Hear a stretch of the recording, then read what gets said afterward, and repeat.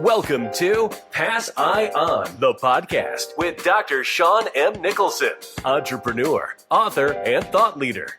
In each episode, Dr. Sean takes you on a profound exploration, guiding you to activate your passion, unlock your potential, and discover your true purpose.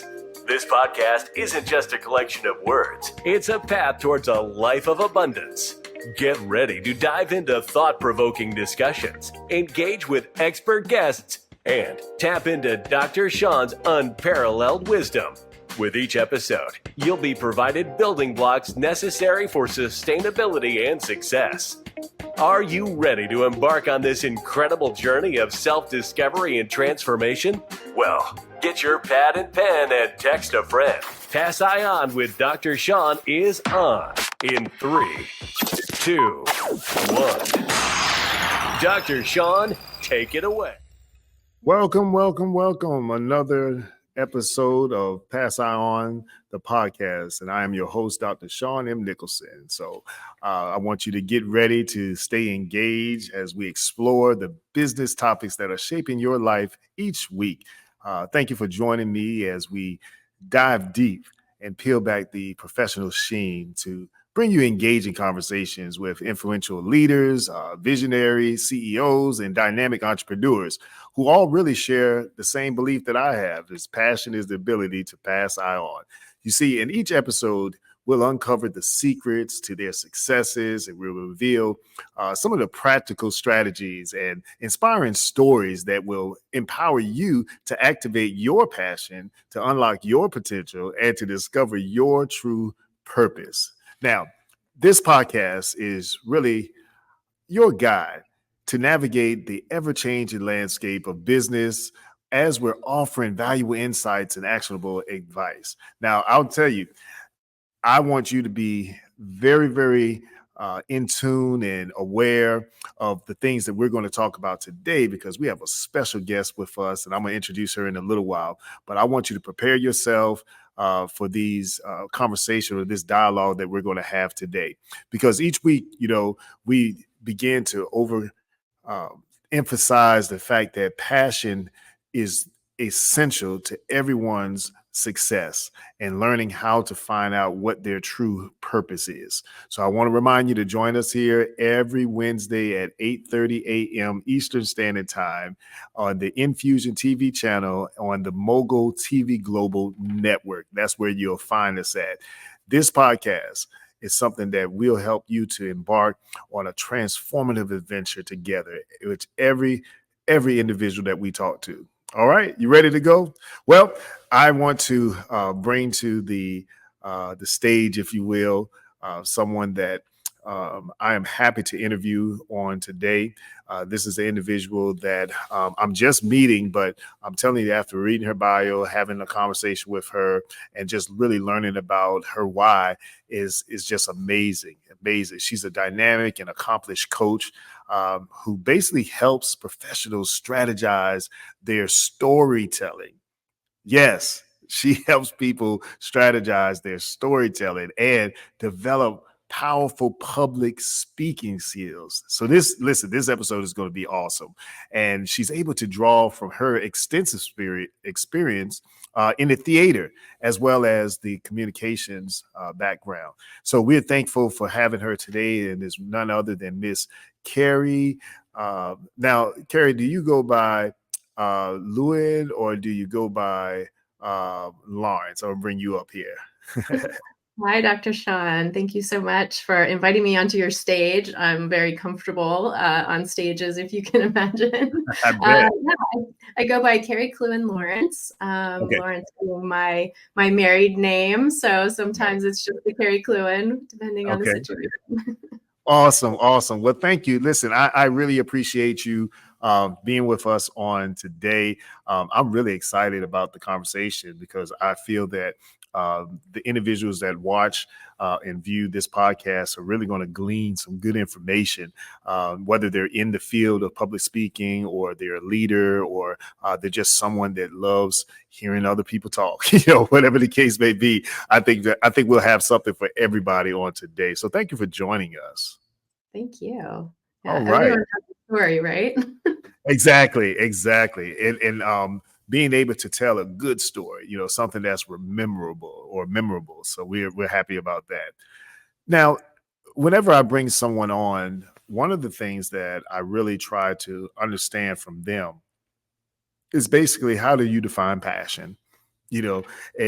Passion, I'm noticing, is being spoke about more now than it seems like any other time.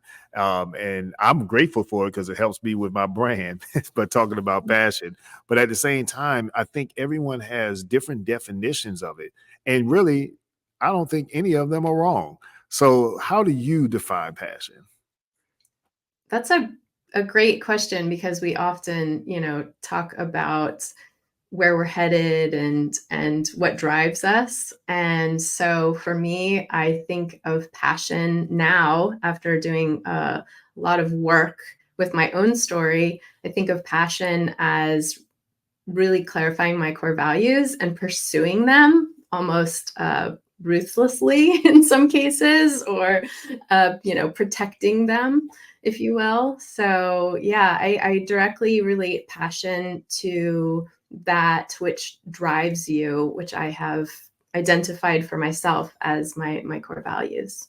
Wow, that's awesome. Okay, so that really drives your core values. That is that I love that definition. Now, let me add to that, since you decided to give us that. How does that differ from just really interest or enthusiasm? Well, I think that I'm somebody who's driven by curiosity, so I definitely have a lot of interest and enthusiasm for a lot of different focal points in my Sure. life. But Okay. where I draw the line is, I think, those values and those activities and those relationships that I would fight for and that I prioritize, Awesome. that, Awesome. yeah, worth like putting all of that focal point. Oh, and putting up boundaries to protect them as well.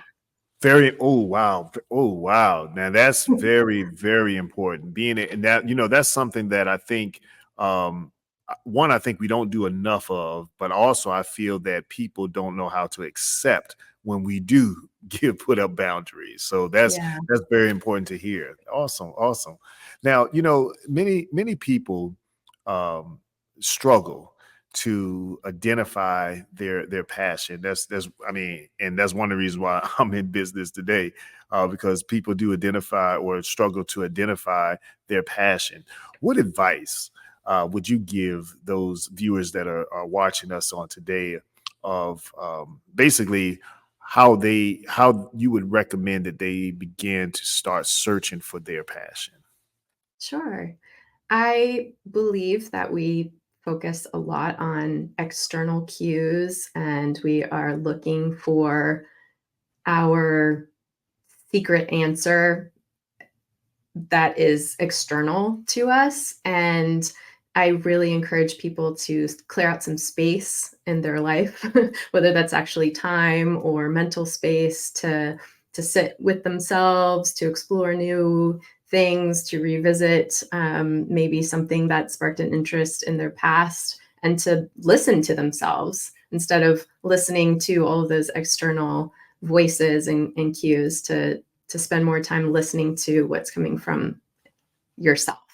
That's great advice. Wow, yeah, that's great advice, because so many times we're distracted by the distractions. So many times we're really, really prepared, I feel, and also encouraged and energized to actually attack that thing. But then we Yeah, end up sharing it, and then one person may say something that maybe, not to misconstrue it or mistake it as being negative, but it causes us to pause and then begin to right. second guess and all. And then we're in our head about everything and we start overthinking, and it just snowballs from there. Yeah, So that's very important, the way that you said that. Yeah. And I guess that goes back to setting boundaries, right? sure. And defending, being clear, Mhm. but you have to get to that clarity first, Sure. right? And we Right. can't always do that if we're trying to chase somebody else's success, or, oh, I really want that. But when you dig down into what that is, it doesn't apply to you because you have different responsibilities and relationships, and maybe even your location, right? Could be a factor. So I think if we can maybe take a step back and really take stock of what we do have in our own lives. Like, I have children and a husband and, live in San Diego, and all of those different circumstances create a very particular life experience for myself. Right. And I can't compare myself to someone else or chase what someone else is having if they don't have some of those responsibilities and priorities in their life. Very good advice. Very good advice. Thank you for that. That's definitely helpful. Now, and actually that's a good segue for the next question I have for you, because passion alone may not always lead to success as maybe we define it, or even fulfillment, right?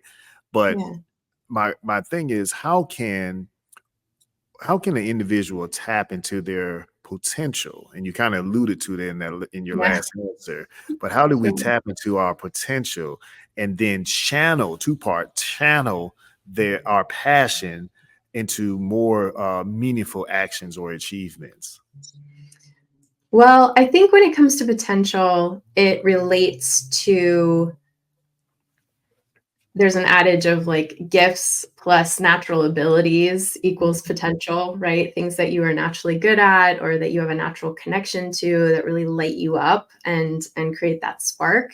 And then the opportunities that we have to develop those skills, right? The potential that you have. And also looking at the world that we live in, which I don't know about for you, but for me, it was much different when I was in university trying to figure out a career path. A lot of those jobs don't exist anymore. And a lot of what I was told back then, here we are having a conversation on the internet, and I do a lot of my work virtually, right? I did not get a theater degree as an undergraduate. I did do that later on in my life, but my potential was really fulfilled, I think, when I looked at the world around me and my experiences, what I had been actually doing, really looking at my resume to say, oh, I've been directing and working as a theater artist for a number of years. I should do that for a living, right?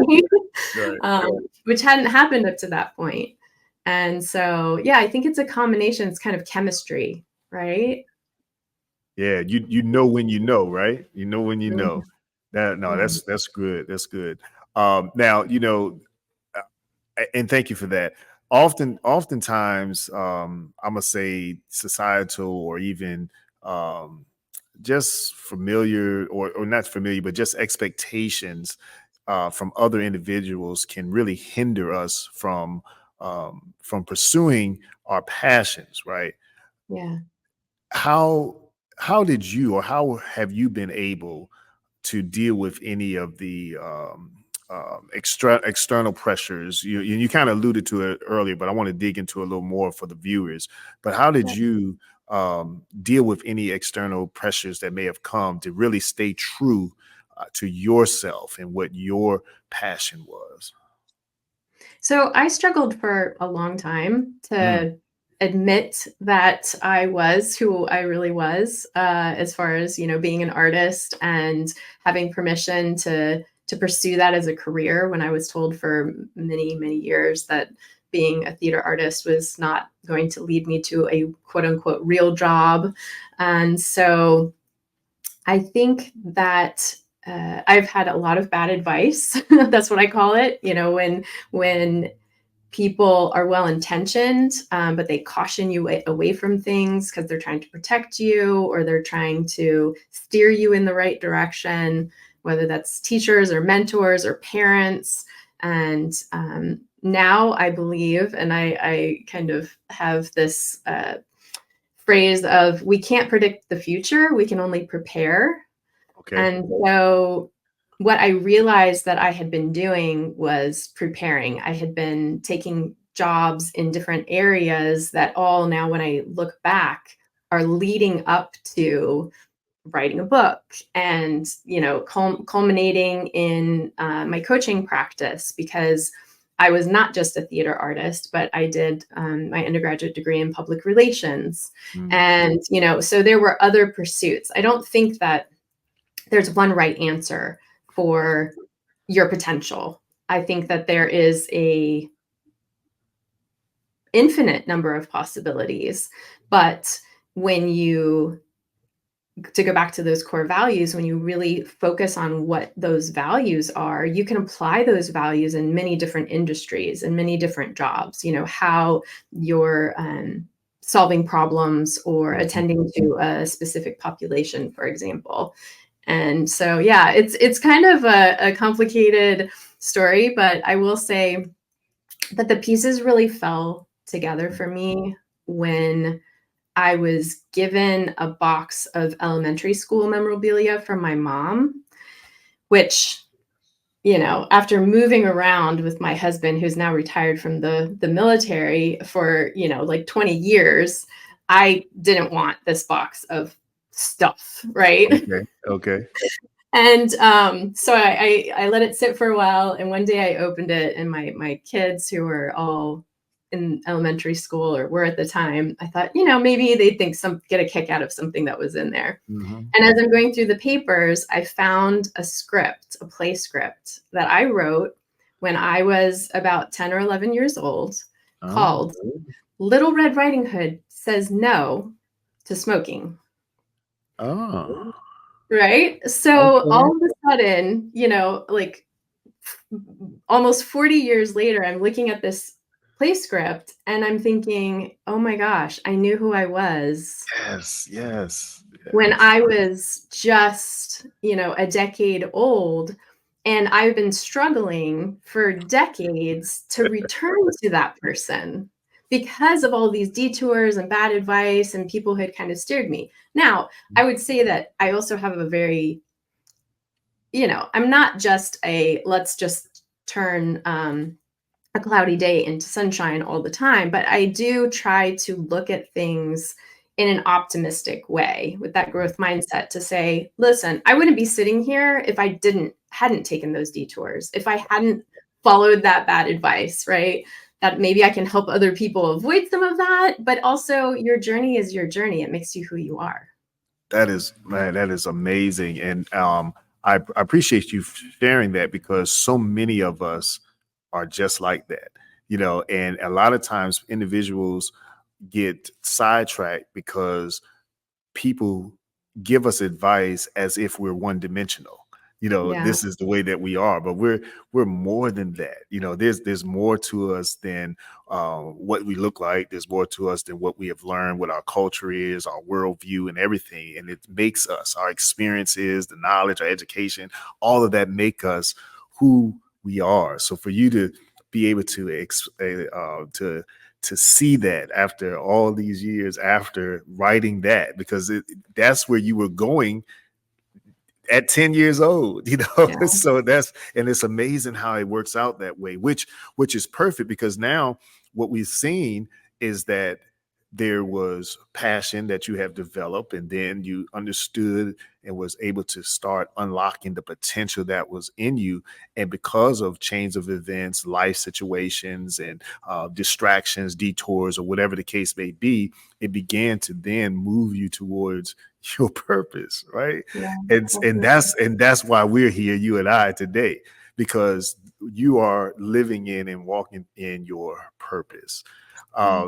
People often feel a disconnect between their daily work and their true purpose. So how can someone align their professional life with their passions or even their purpose? I think there's several ways to create more balance and more satisfaction out of your daily life, if you will. And one is that I help people to connect to these threads in their lives, these sparks that happened. And, not everyone's going to return to their childhood. It could be something that you did like a year ago or a few years ago that really gave you a lot of joy, and to try to reconnect with that and bring pieces of it into your daily life. For example, why not at work, ask somebody, hey, did you ever play an instrument? And if it's something that you want to continue doing or revisit, looking for that somebody who can teach you or pick it back up again, or maybe you want to start like a band, once a week with some colleagues, or just start spreading the word. But I think that the first step is really sharing pieces of you and reconnecting to these parts of your life. I mean, I was brought up in a way that we separated personal from professional. We did not speak about our home life when we were at work, and we really Right. maybe right. Yeah, And same here. Yeah. so what we've done is we've compartmentalized so much that we almost have split personalities, right? Where, I'm not going to talk about being a mother, or I'm not going to talk about the other responsibilities that I have, or my passions, my hobbies, which for many people are actually what drives you and what guides you. And the day job is what then becomes the side hustle. I don't care about the money. I don't think the money is important when deciding like what's the main hustle and what's the side hustle, because I've had many day jobs that were my side hustle for my creative pursuits, if you will, right? They were there to pay the bills, and I still learned and grew from those experiences. But at the end of the day, I think that we need to free ourselves to be more authentic as far as sharing, little known facts about yourself in spaces to connect, create community. And you never know what can happen in those conversations. I mean, that's kind of how we met, right? Just kind of like putting things out in the ether world and saying, hey, this is me. Can we connect and collaborate? Right. Yeah, you're so right. And that's and for me, I think that that's a way that things began to align themselves. And as they're aligning themselves, we end up literally walking right into that predestined purpose, and that's at least the way that I look at it anyway. So some individuals, like I think I may have been earlier on, are multi-passionate. Okay. They have different interests in various fields. Okay. And I was always accused of, well, you're just all over the place. You're just all over the place. But in my mind, because I knew my purpose, I knew that the things that I was passionate about in different fields and competencies were all overlapping to become this one thing, as what I'm doing right now. You see, so how can people that are like me, how can they find their sense of purpose and fulfillment while they're trying to juggle all these multiple passions? So I consider myself a serial entrepreneur, and I've had to let go of that idea of choosing one thing and sticking to it, which is also, I think, a little bit of a generational, right? Yes. Don't be a quitter. Once you start something, you got to finish it, whatever that means. So two kind of pieces of advice. One, I consider that people in the artist world, sometimes we call it multi-hyphenate. I prefer to think of it as chameleon, right? Because it depends on what space you're in, and it depends on what project you're in. You're using different skills, you have different relationships with people, and you may be taking a leader or a follower position in some of those instances. So I think that if you are going to operate, or you have many different interests, Renaissance person,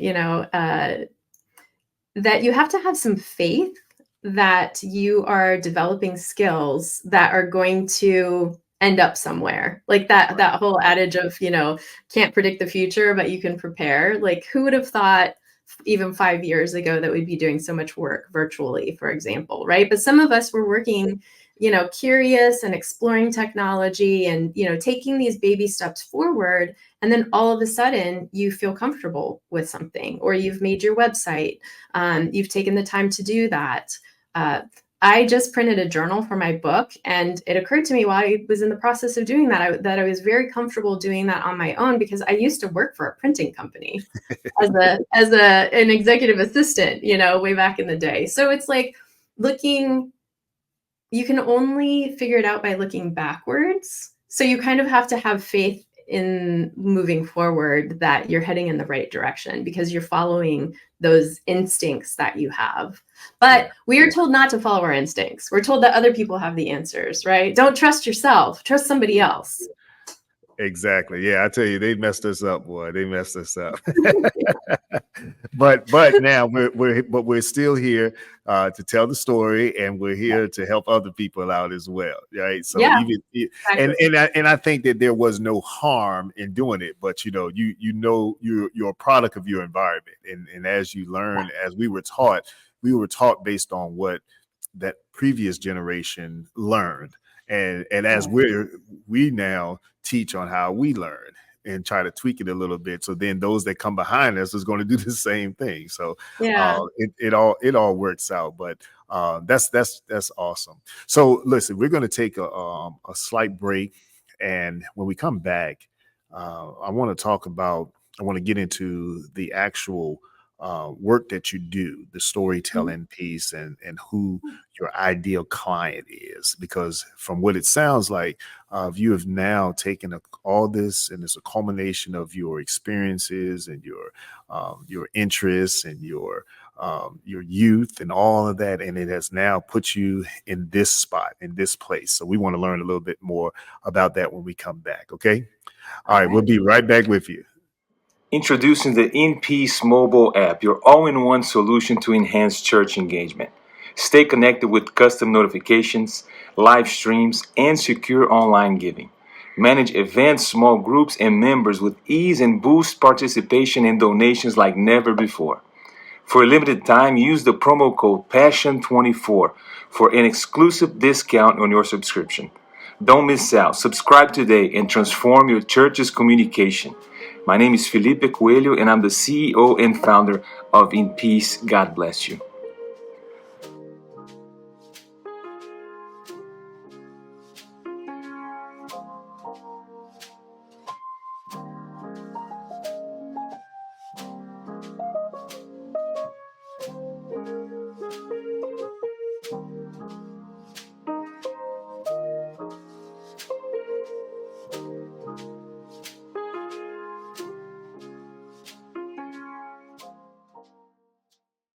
Feeling stuck? Ready to turn your passion into real progress? At the Pivot to Passion Academy, we're here to help you transform your vision into success. We will equip you with the tools and mindset to achieve your goals. Our signature course, Pass I On, the 7 building blocks to sustainability and success, will unlock your potential. Along with a wide range of other courses, you'll gain practical strategies to overcome obstacles and build the future you deserve. It's time to take action, pivot towards your passion, and transform your life today. All right, we are back. And we're having a great conversation with a new friend, and I'm excited to have her with me today, Miss Carrie. Hello, Miss Carrie. All right. So listen, we've been learning a lot, and for those of you that are just tuning in, this is Pass I On, the podcast, and I'm your host, Dr. Sean M. Nicholson, and I'm here all the way from the West Coast with Miss Carrie Klewin-Lawrence, and she is an awesome individual, and we're learning a lot from her, and we're going to learn even more on this next segment. So welcome back. Thank you. All right. So before we get into your profession and exactly what you do, I want to say, because I had an opportunity to talk to you, of course, but I also looked at some of the items on your website, and one of the things that stood out to me, and it's really great that I read it because you kind of mentioned it today, is how that you're able to basically uncover individuals' creative abilities in the manner that you do it. And so as we go into the second segment, I want to kind of really talk about that. One, how did you, let's tell the people what you do, but then how did you end up getting into that? I mean, I know what I read, but I want the people to understand how you were able to get into that. Sure, absolutely. So I come to my current work. Well, I'm a stage director for theater, and I still direct shows, and I'm very active as a director.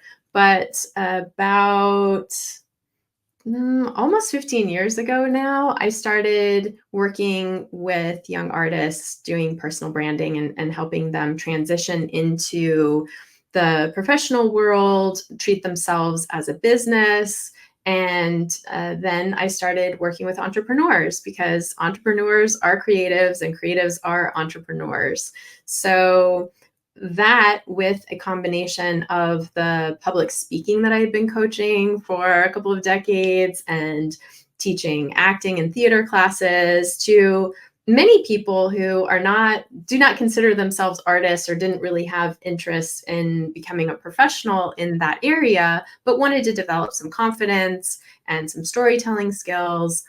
And so putting all of those different elements together, I started to realize the power of storytelling. And, TED Talks have become really popular, and Moth storytelling nights, if you're not familiar, where people share their personal stories, have just exploded. And storytelling has also become a marketing buzzword, and origin stories.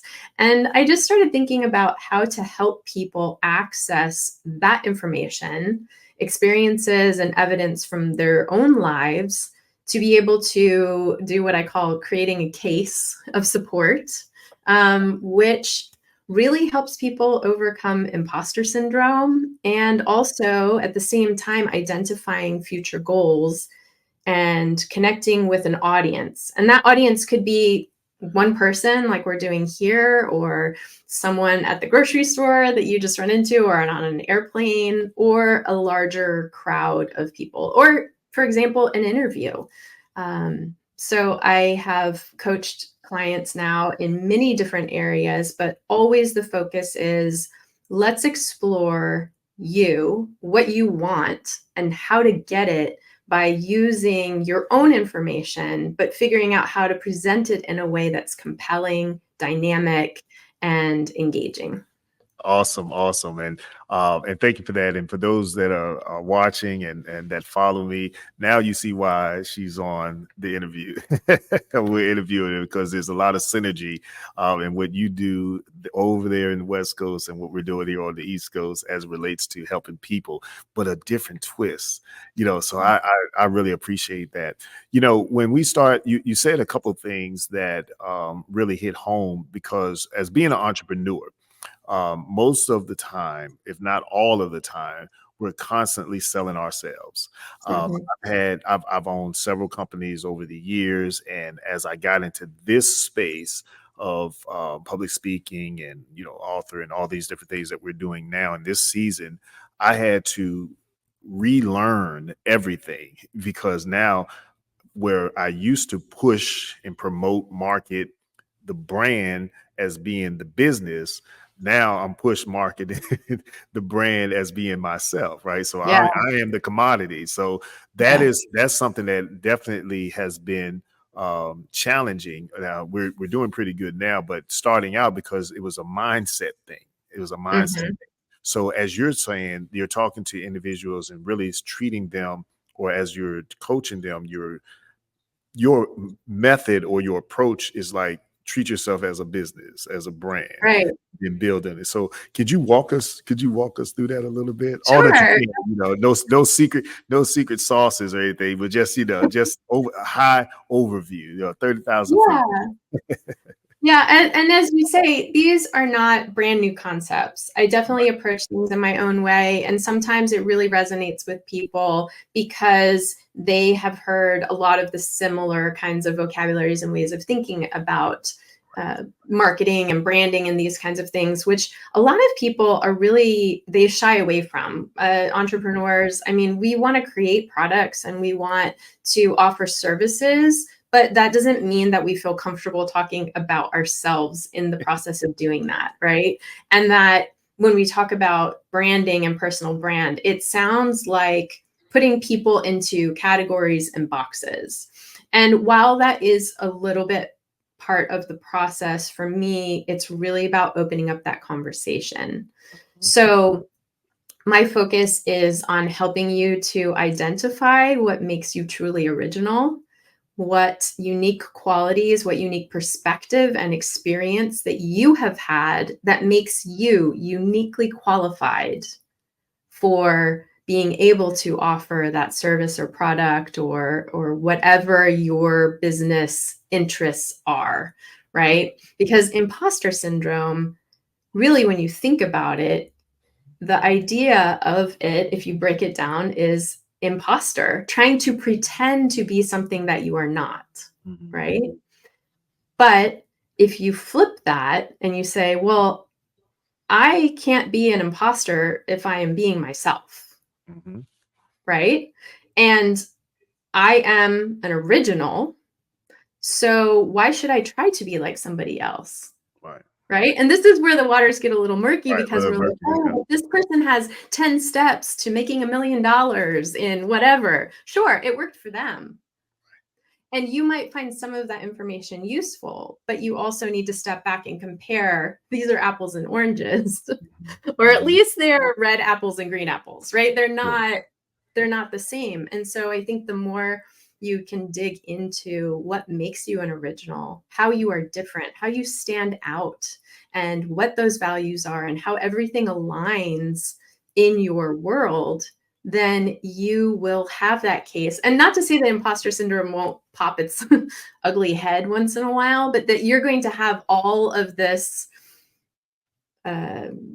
support and all of this evidence to say, oh, no, I'm fine, because I do have that degree, certificate, 10 years of experience, and or life experience to be able to be that expert. Yeah.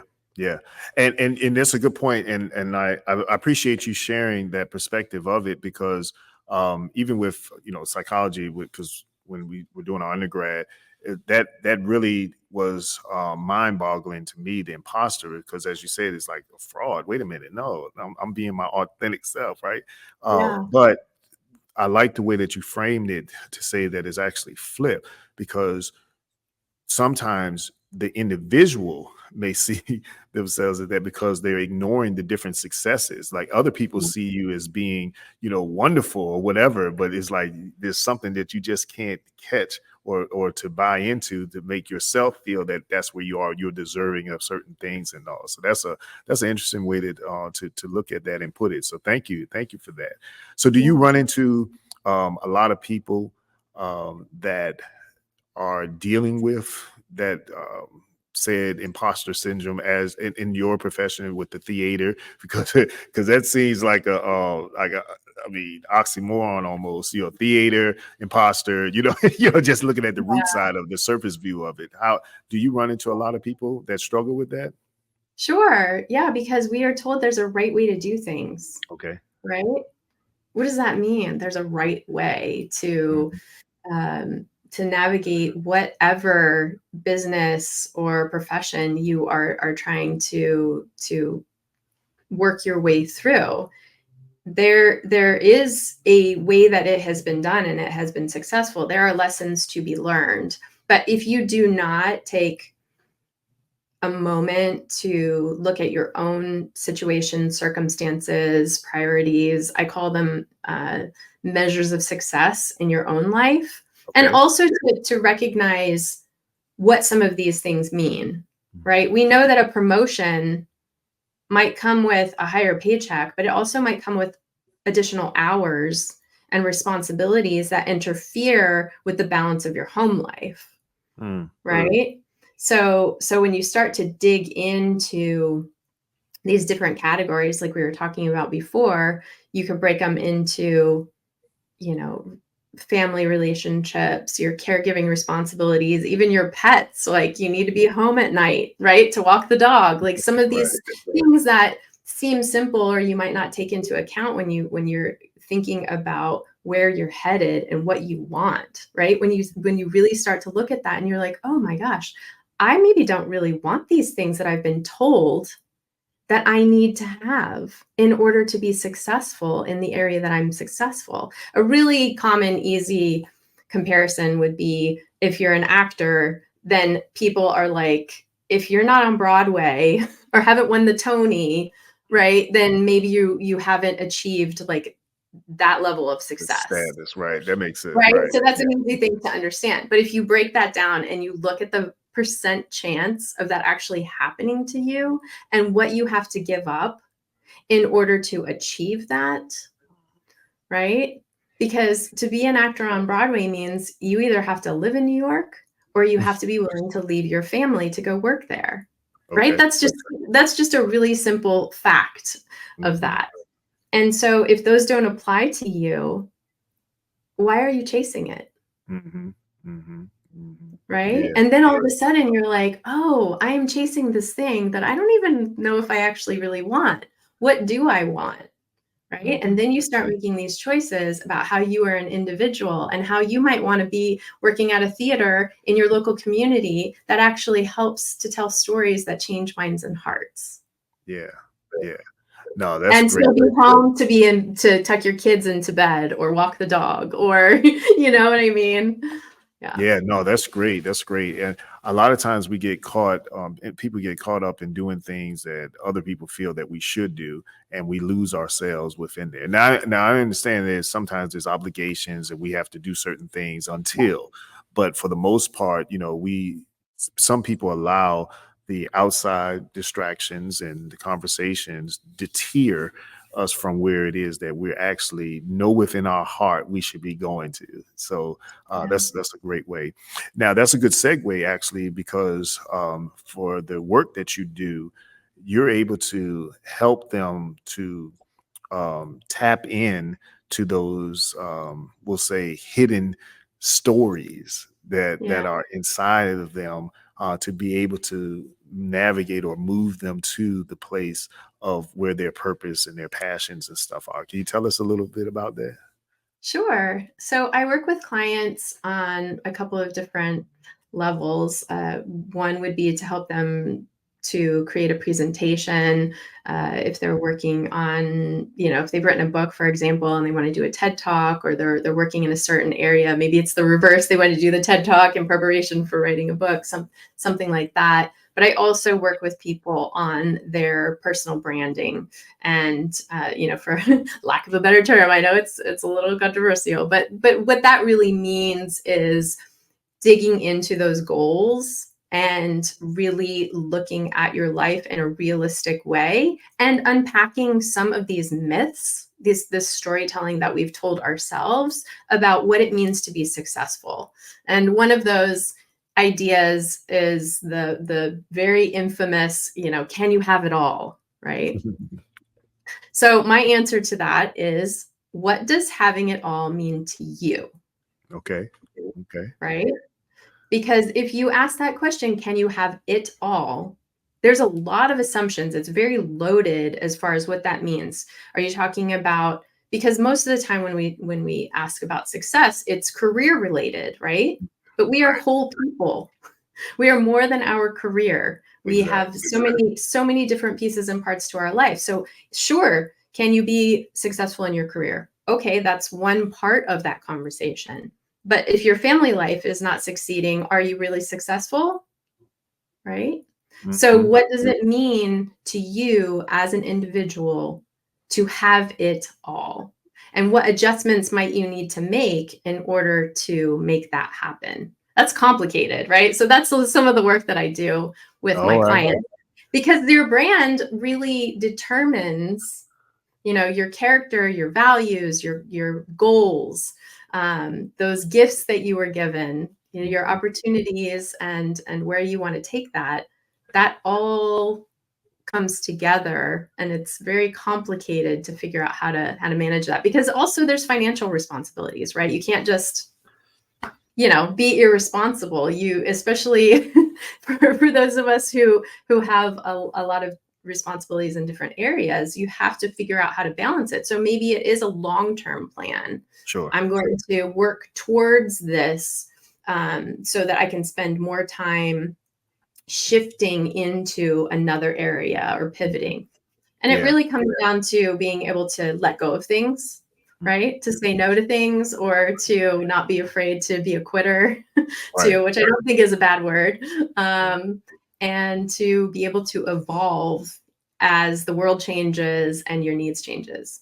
Yeah. Like if I think about my life just in major milestones of my major relationships or commitments, I was single, then I was married, then I had kids. So if you just look at my life in those stages, how can I have the same goals that I did when I was single many, many years ago, right? But a lot of times we don't take that time to think, oh my gosh, my life has totally changed. I need to really evaluate or reevaluate where I am now and what having it all means to me now. Yeah, exactly. Yeah. Adjust and align and realign. Yeah, that's exactly right. Okay. Well, thank you. Thank you. So the last segment that we're doing, I want to really learn, or have you to explain more to the viewers about your book. Now, we've heard about your profession. We heard about what you do. We heard about the origination of it, all the way when you were 10 and you found this script, and it was Little Red Riding Hood says no to smoking. Now that, that could have been something very powerful. I know. And the entrepreneur in me is like, you may want to revisit that, I know. At one time. Yeah, but that sounded really, really good. But the book, you have a book out. You're the author of The Origin Story, and I heard you use that phrase in some of our dialogue just a little while ago. The origin. So I would suspect that that's a buzzword in the theatrics or in theater. And so tell us about the origin story and how it became about, and what is it to you, and what is the goal for the readers that will have it. Sure. So Origin Story lives at the crossroads of strategic storytelling and branding and goal setting. Bit of a self-help, but it's really my story and unpacking my journey in hopes that I can help other people to provoke inspiration and ask them to consider where they are in their journey, how they got to where they are, and if they want to make any adjustments as they're moving forward.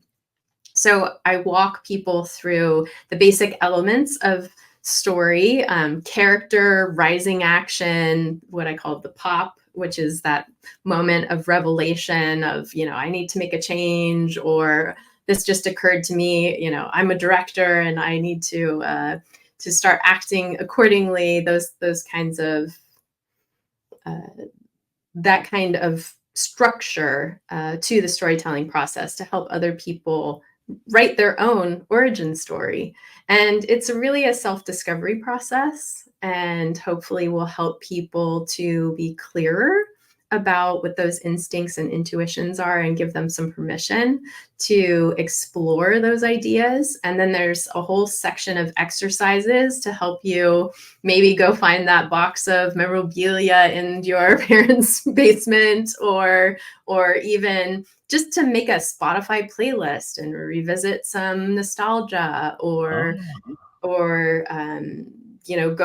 go to a new conference and create some new sparks and connections for the future. So then the third part of the book talks a little bit more about community and the purpose of storytelling, and how we can connect with others when we do share our story. And it's really a nudge to say, okay, once these memories and ideas bubble up inside of you, to not keep them to yourself, because other people won't know, you won't know that I played bassoon when I was a kid. Right. And, which is Never would have guessed. kind of a little known fact. But then you start to offer that, and then other people say, "Oh, I played this instrument, or I did this, or I did that," and next thing you know, okay, let's plan an outing to a concert one night or something, and you start to find a home with like-minded people, with people like you mentioned before that are aligned with you.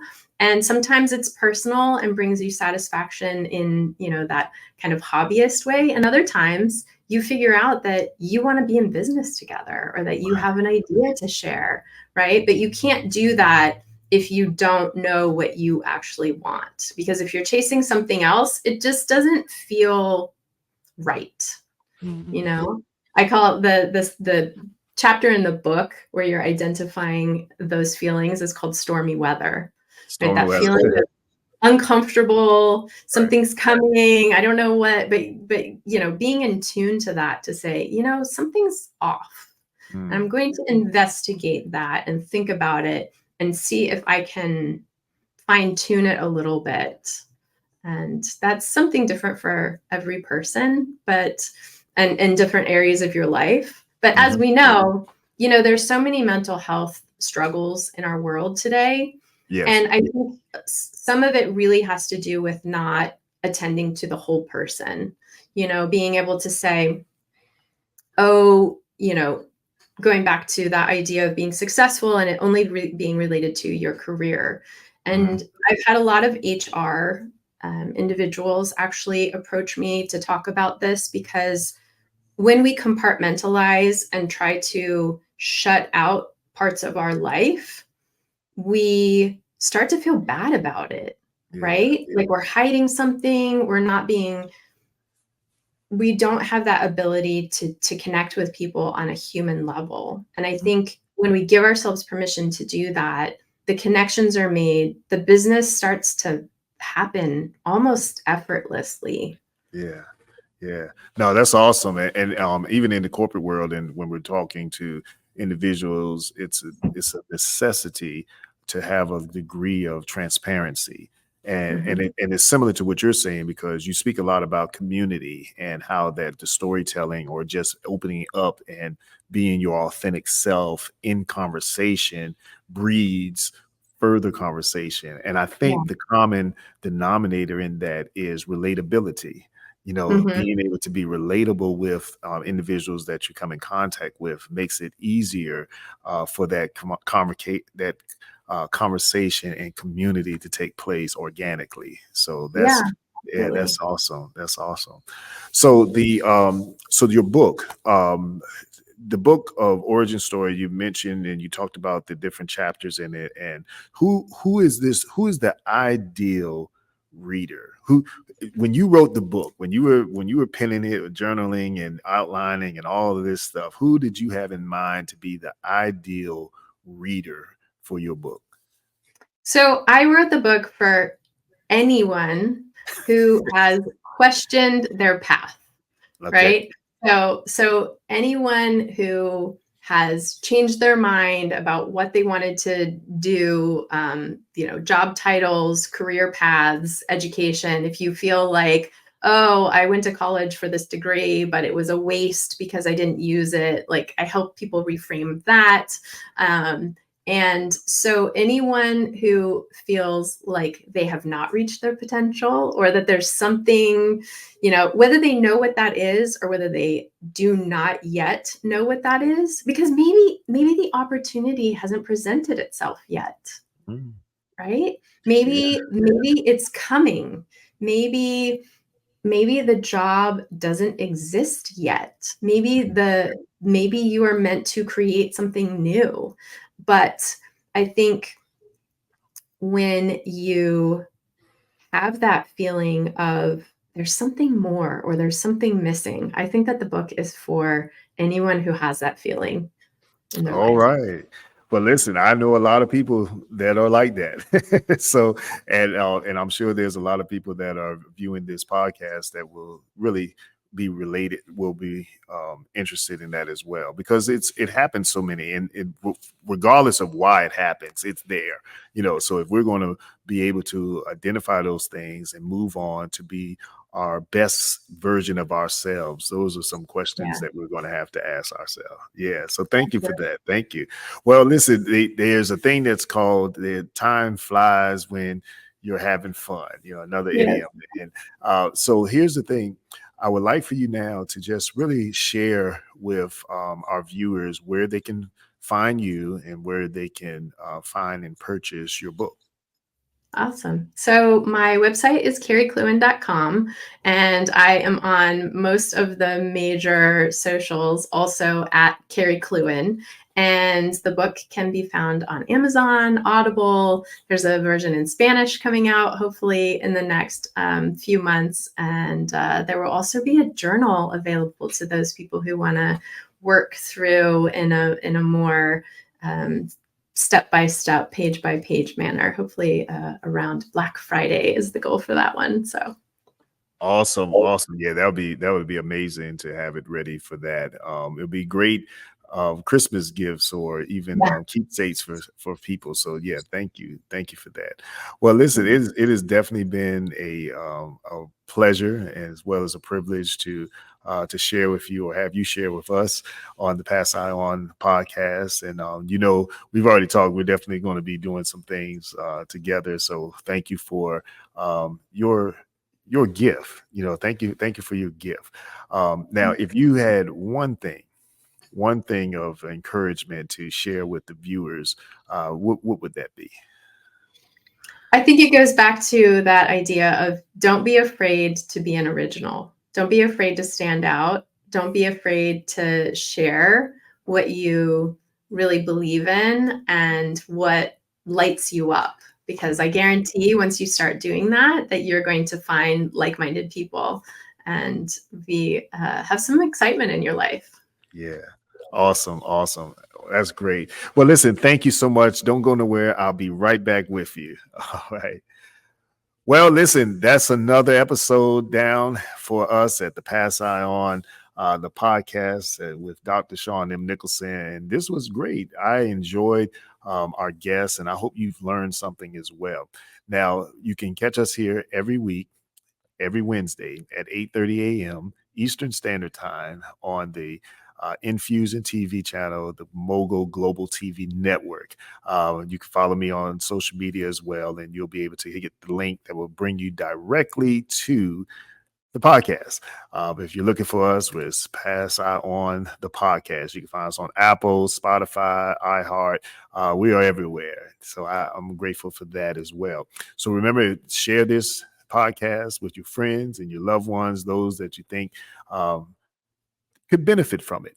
The whole premise behind Pass Eye On is you being able to pass something on to someone as I'm passing it on to you. So find someone that may be interested in some of the things that we discussed on this podcast and then even other episodes, and pass it on to them. All right. Well, remember, I always say passion is the ability to pass eye on. So we'll see you the next time. Introducing the In Peace mobile app, your all-in-one solution to enhance church engagement. Stay connected with custom notifications, live streams, and secure online giving. Manage events, small groups, and members with ease and boost participation and donations like never before. For a limited time, use the promo code PASSION24 for an exclusive discount on your subscription. Don't miss out. Subscribe today and transform your church's communication. My name is Felipe Coelho, and I'm the CEO and founder of In Peace. God bless you.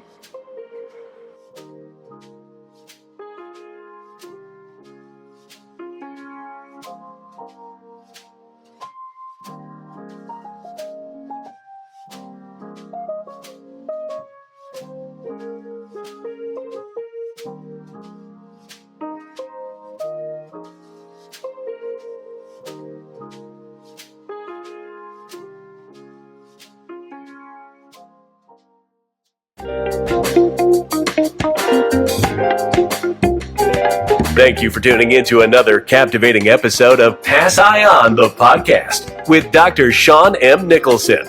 As we wrap up this episode, we hope you've learned a lesson you can start living today. Stay tuned for more incredible stories of passion, potential, and purpose in future episodes. If you enjoyed today's conversation, follow us on all social media platforms at Dr. Sean M. Nicholson. Don't forget to subscribe, and most importantly, share this podcast with at least 5 people in your life. Until next time, remember, passion isn't a secret to be kept. It's the ability to pass I on.